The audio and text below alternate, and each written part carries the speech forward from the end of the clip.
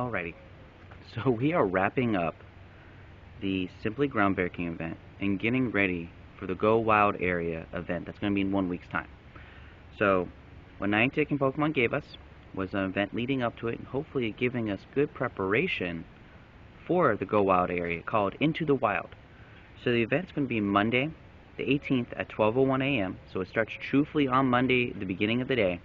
We'll go all the way to Friday the 22nd at 11:59 p.m. So we have 5 full days to take advantage of the bonuses, the spawns, and any other preparation we can get in order to do and be as best prepared for the Wild Area event as possible. So let's dive deep into the debuts, the spawns, and the bonuses to see what we can get for this event. So first, we are going to get a Pokemon debut for this event. And not only is it going to be a debut, it's also give us a shiny debut at the same time. So we're going to get Toxel in Into the Wild, and its shiny is going to be releasing right with it. So there is not going to be a wait for the shiny. We're getting the shiny right away. But there is a catch. Toxel will only be able to be found in 10-kilometer eggs during this event. And if we're lucky, it could be shiny. Now, the only good part of that announcement, is from what it's worded, is that will be the only thing in the 10-kilometer egg pool. So if you get a 10-kilometer egg during the event, it's going to be a Toxel. The question is, will it be shiny or will it be not? But again, still getting the 10k egg, holding on to it if you want to wait for an event or a bonus later of reduced egg distance, and then adding something in Pokedex, because we're going to get Toxtricity during the Go Wild Area event, so you don't have to try to hatch a whole bunch in order to evolve it. We're going to get the evolution pretty soon anyway. The other, and I'm going to say this, the other questionable, or maybe even just frustrating announcement they made, is that this event's going to have 2 paid tickets to enhance onto your experience. So you can buy one or both, or none. I know for the free-to-play players this is a little frustrating, but let's dig into the tickets, see if the bonuses are worth their costs, and see if it's something maybe that you may want to do for the 5 days. So the first paid ticket is going to be Into the Wild Raids. So for $5 US or your equivalent currency, you're going to enjoy the following bonuses if you buy this ticket. So for each day, you will get a timed research. So this is a paid time research every single day. So 5 separate time researches that will reward you 20 Pokeballs, 1,000 experience, 2,000 Stardust, 3 Toxel Candy, and 1 Toxel Candy XL. So you get 5 different researches that will reward each of those rewards every single day leading up into the end of the event.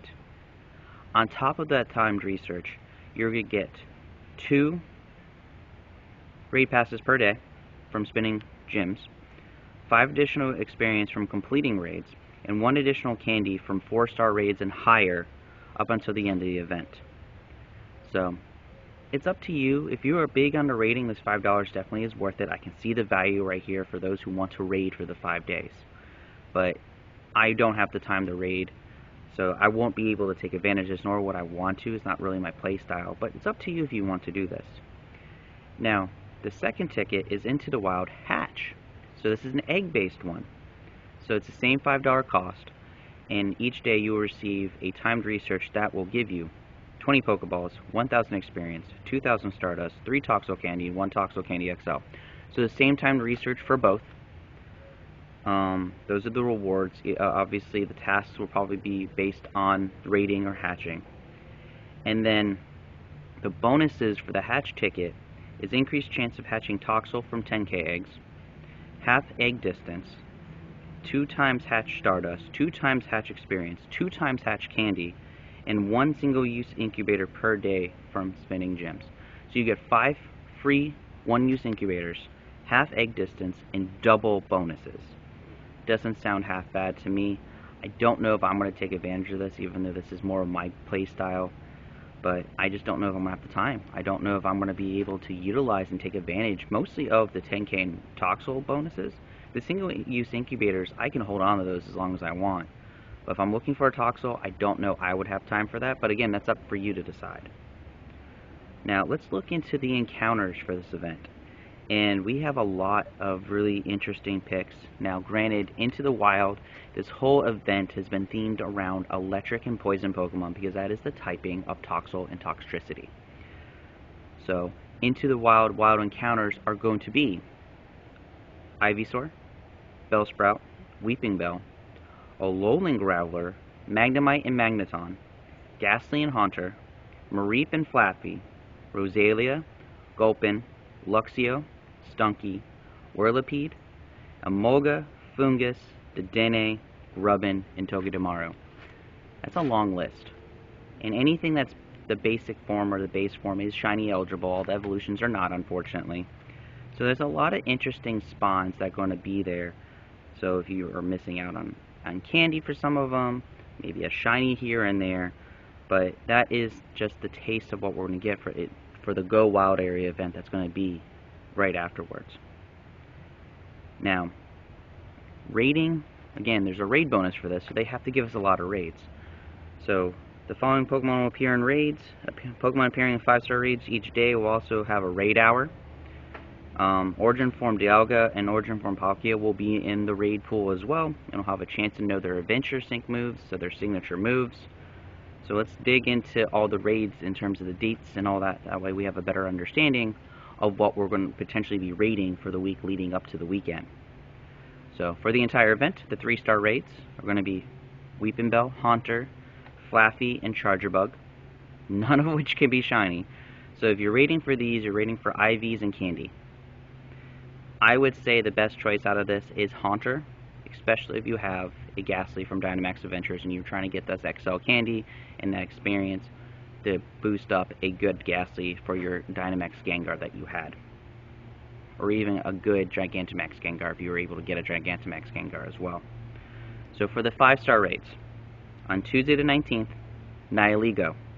And obviously from 6 to 7 is going to be Nihilego Raid Hour. On Wednesday the 20th is going to be Tapu Koko, with it having a raid hour. Thursday the 21st is Origin Form Dialga. Friday the 22nd is Origin Form Palkia. So some really good poison, electric, and then obviously the Adventure Sync Pokemon thrown in there. It'd be really, really good for getting resources. If you do not have a Dialga and a Palkia that has its signature move, this is an opportunity for you to get one. That way you can utilize them for the Go Wild Area event as well. But nothing too crazy, nothing that screams, I need in my opinion. But again, good preparation, good on-theme Pokemon. Kind of see what we'll get going from there. Now, there will be Drillbur Max Battles for the event, and then Monday is also going to be the Drillbur Max Monday event. So if you don't get a Drillbur during the Simply Groundbreaking event, you'll have one last chance to get one to prepare for Toxtricity. So definitely wanted to highlight that. It's really good that they kept it just for a little bit longer. That way we can have the best counters for these Gigantamax battles that we're going to get in 1 week's time. Now, let's talk about the actual bonuses outside of the theme kind of pieces. So during this event, the remote raid limit will be increased to 20 per day from Monday to Thursday. For the weekend, Friday, Saturday, and Sunday, there will be no limit on remote raid passes. Makes sense. They do this, they lift this cap for all the major events. Go Fest, tours, and now wild areas. So, very good. This is kind of expected and more than likely expected, in my opinion. But it's really, really good opportunity for you to, if you want to do raids with friends from around the world, you don't have to worry about your 5 limit. You have 20 for majority of the week and unlimited all weekend. So enjoy your raiding, enjoy your remote passes. For those who always wait for this, this is a really good opportunity for that.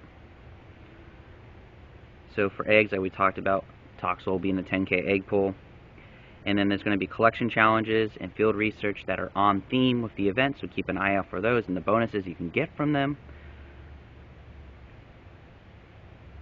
And then that's really it. The rest of the article talks about just additional buys and, microtransactions, that kind of stuff. But it's a really good last-minute event for those who are trying to prepare for the wild area for the upcoming weekend. So I would definitely take advantage of what you need to do. What I would honestly recommend is going out and hitting up the Pokestops, stocking up on your premium balls, your Great and Ultra balls for those alpha Pokemon, or those mighty Pokemon that we're going to see in the event, get your resources, maybe get some definitely get battle items if you plan on doing max battles, and definitely just planning for the weekend and enjoying the event during the week. That's what my goal is.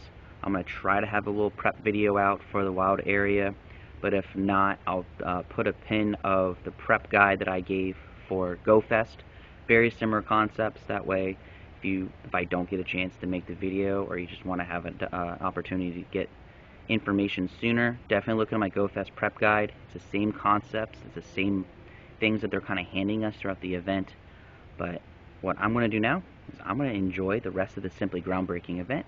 I'm going to enjoy my drill burr nests that I've been able to fortunately get in my area, and hope you guys have a great weekend, and I will see you at the wild area.